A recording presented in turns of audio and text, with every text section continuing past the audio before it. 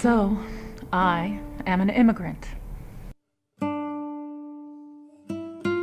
And when I think about what that means, I think I really feel more like I'm a migrant. And that is because I didn't come from just one place. In my life, I've come from quite a few.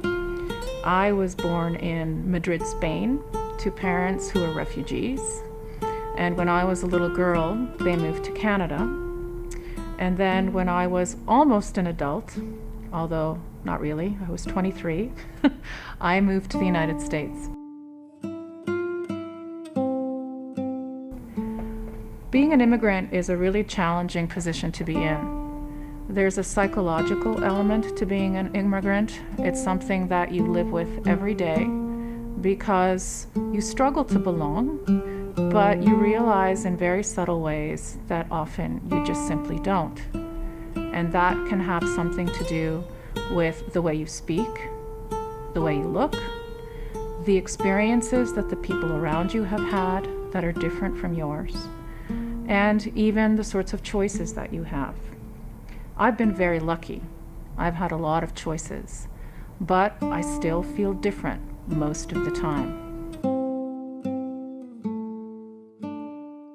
We settled in pretty quickly. The reason we moved was because my mother was offered a job from Europe to Canada.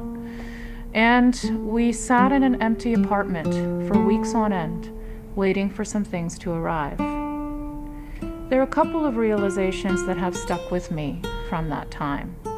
And that is that when we moved basically thinking that we would never be able to go back.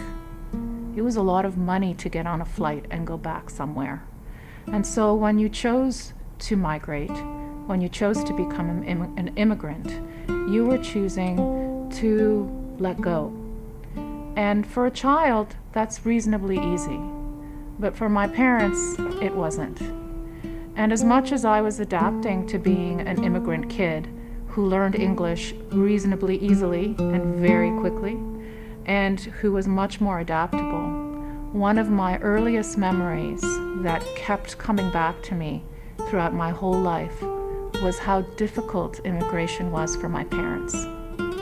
There was a level of stress, there was a level of depression, of wondering whether they'd made the right choice.